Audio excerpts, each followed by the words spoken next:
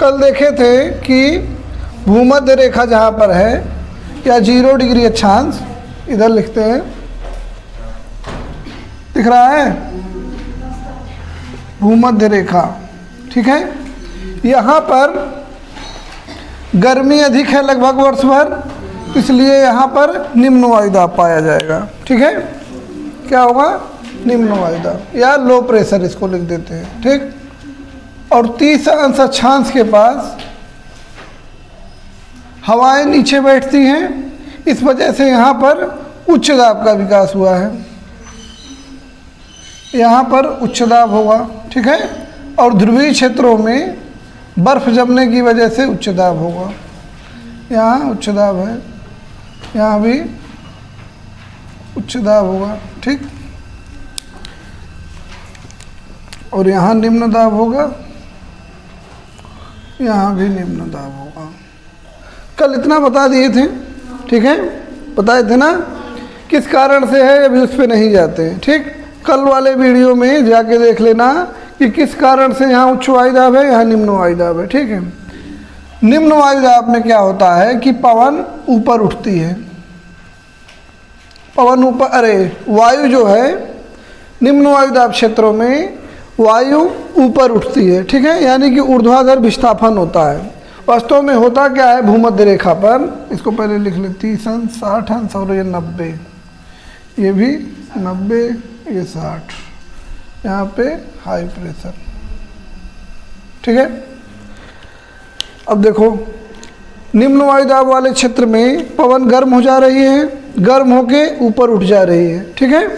ऊपर उठ के जब ऊपर जाएगी तो ये ध्रुवों की ओर मुड़ती है और ठंडी होके जहाँ नीचे बैठती है वहाँ पर उच्च वायुदाब पाया जाता है, ये बता दिए थे, ठीक है। इसी प्रकार से यहाँ भी पवन ऊपर उठेगी, ठीक है, और ये भी जाके बैठेगी कहीं पर, यही क्रिया यहाँ भी होगी,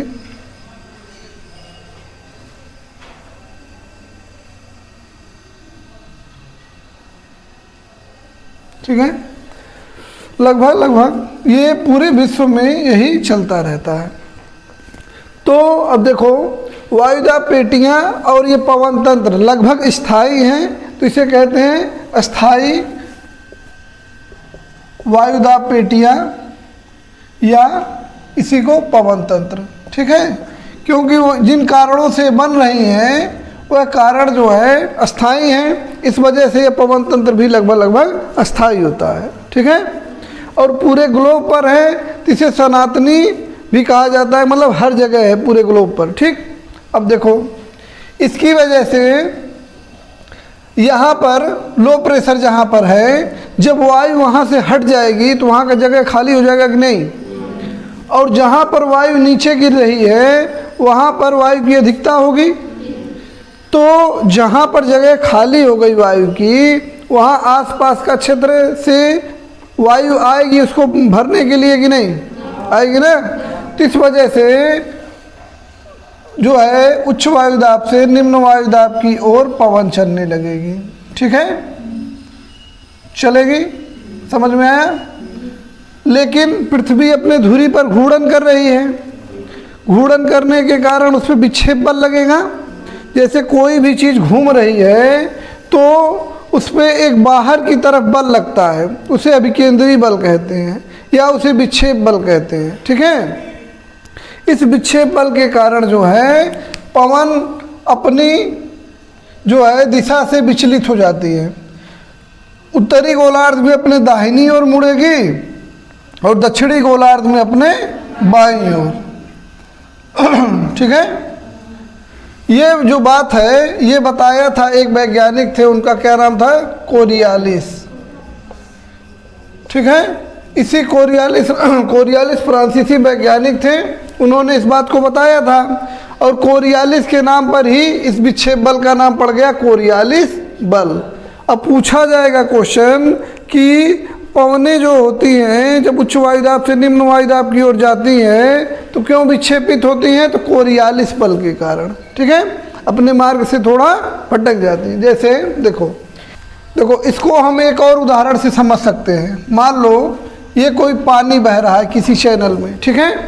अब कोई आदमी ए स्थान से तैरेगा और इसको जाना था बी स्थान पे, ठीक है।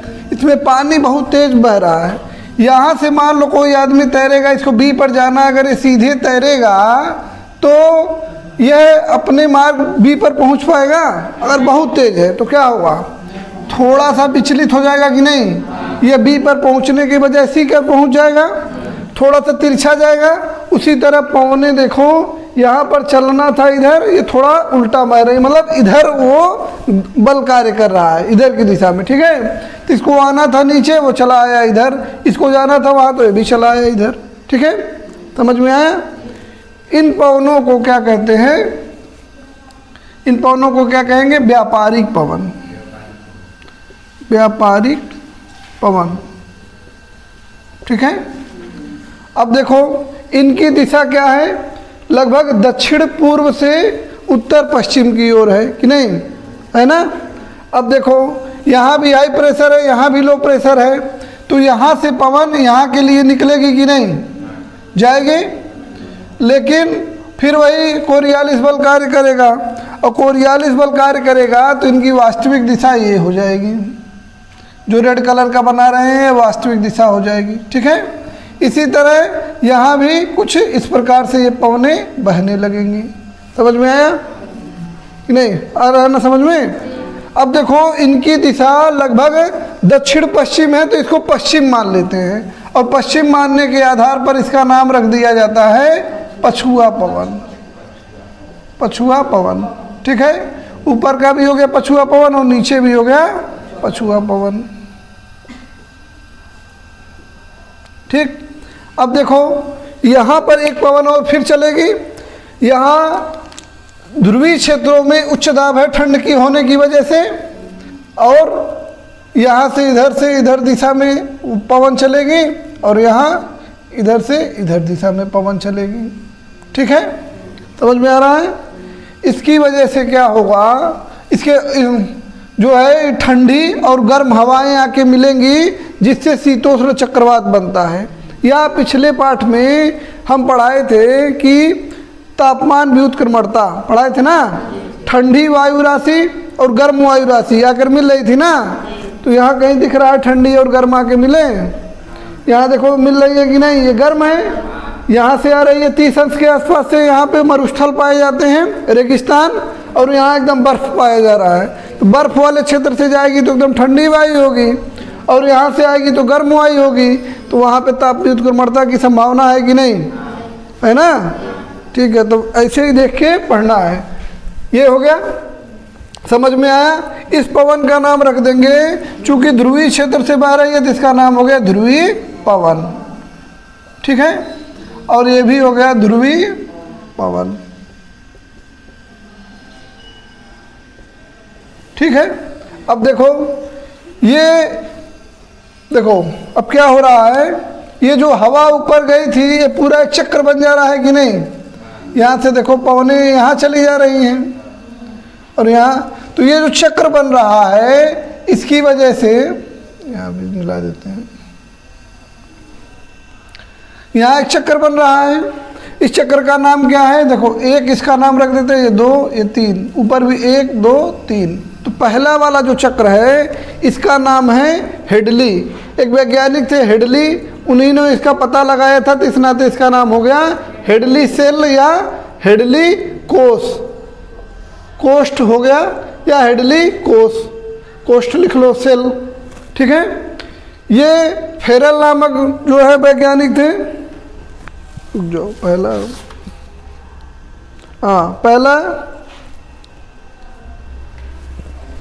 हेडली कोष्ठ हो गया। अब दूसरा एक वैज्ञानिक थे फेरल, तो फेरल के नाम पे इसका और नाम हो गया फेरल कोष्ठ, दूसरा वाला है, ठीक है। तो यहाँ भी फेरल होगा कि नहीं, और ये ध्रुवीय क्षेत्र में है तो इसका नाम हो गया ध्रुवीय कोष्ठ, या कोष्ठ को ही सेल कहते हैं, ठीक है, ध्रुवीय कोष्ठ हो गया। अब देखो ये एक चक्कर बन जा रहा है, पवन चल रही है, सब हो रहा है ना। अब इसका प्रभाव आगे बढ़ाएंगे, एक बार फिर से देख लेते हैं, इसको बनाना हो तो बना लो, बन गया, और चेहरे को अभी छोड़ देंगे इसे, तब बनाना, ठीक है। हम समझा दें एक बार और।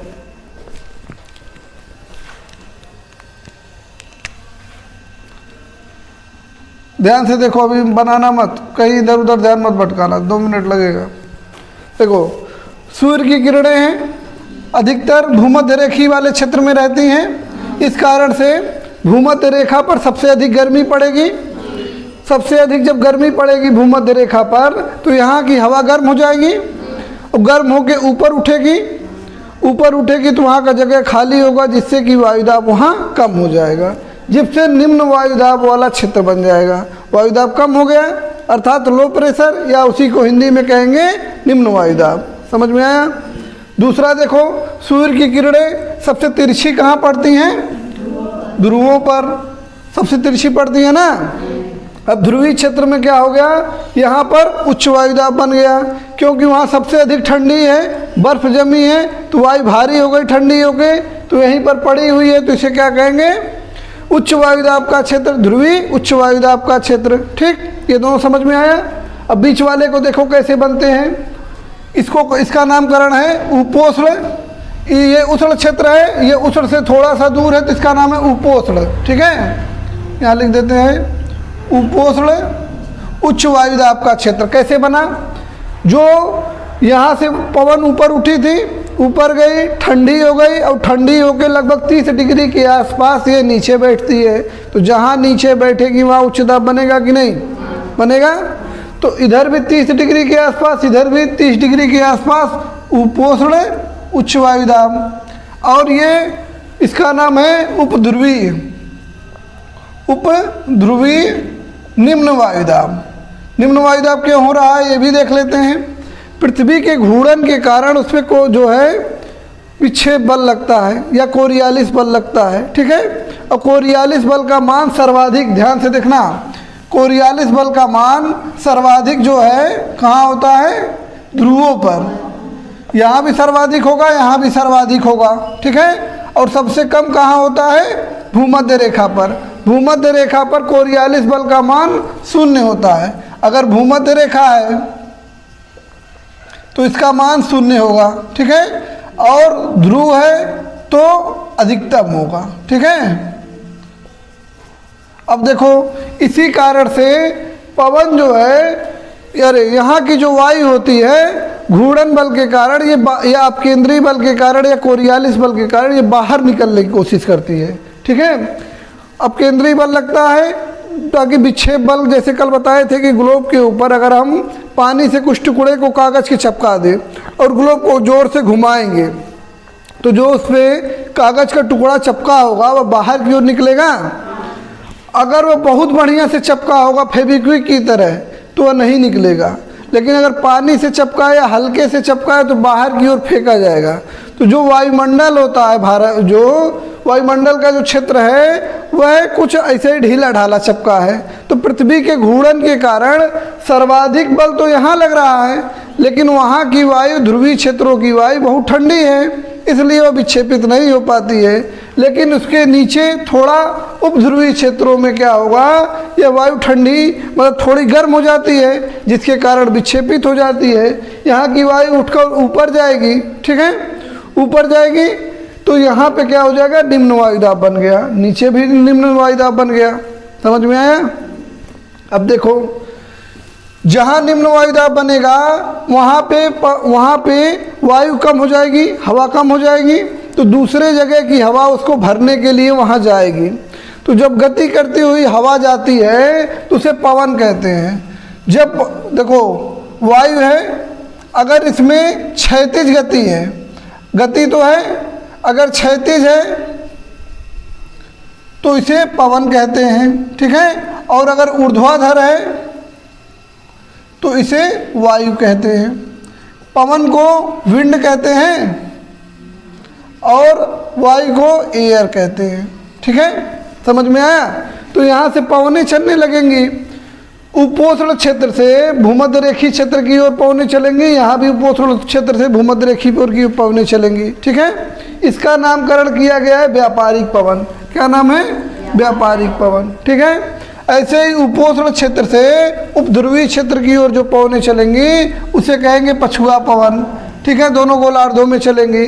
और ध्रुवीय क्षेत्र से जो उपोष्ण क्षेत्र की उपध्रुवीय क्षेत्र में पवन चलेगी वह ध्रुवीय पवन। अब बताओ ध्रुवीय पवन ठंडी होगी कि गर्म? ठंडी होगी ना, समझ में आया? और देखो चलो इतना रहने देते हैं, ठीक है, इतना बना।